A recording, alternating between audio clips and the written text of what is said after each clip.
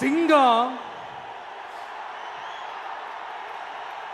ஒரு சிங்கம் எப்போ எதுலயும் பெக்யூலியர் தான்.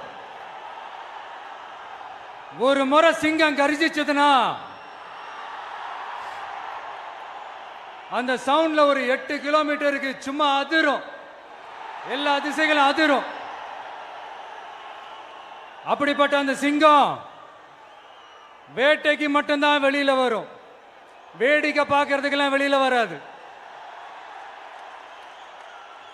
வேட்டையில கூட உயிரோடு இருக்கிற மிருகங்களை தான் வேட்டையாடும். அதுலயும் பெரும்பாலும் தன்னை விட பெரிய சைஸ் உள்ள மிருகங்களை தான் குறி வச்சு தாக்கும், ஜெயிக்கும். எவ்வளவு பசியில் இருந்தாலும் உயிர் இல்லாததை, கெட்டு போனதை தொட்டு கூட பார்க்காது. அப்படிப்பட்ட அந்த சிங்கம் அவ்வளவு ஈஸியா எதையும் தொடாது, தொட்டா விடாது. காட்டோட 4 பக்கமும் மார்க்கிங் மை டெரிட்டரின்னு தன்னுடைய பவுண்டரியை தானே வகுக்கும்.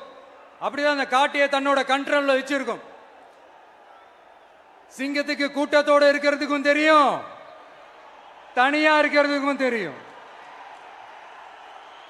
அப்படியே தனியா வரணும்னு நினைச்சாலும் அஞ்சாம அலட்டிக்காம சும்மா கெத்தா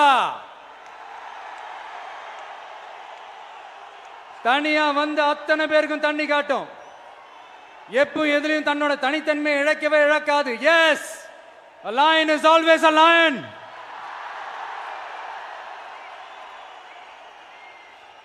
There are so many jackals and other animals in the forest, but there will be only one lion. And even if it is single, it will be the king of jungle. It is not only a description but also a clear declaration.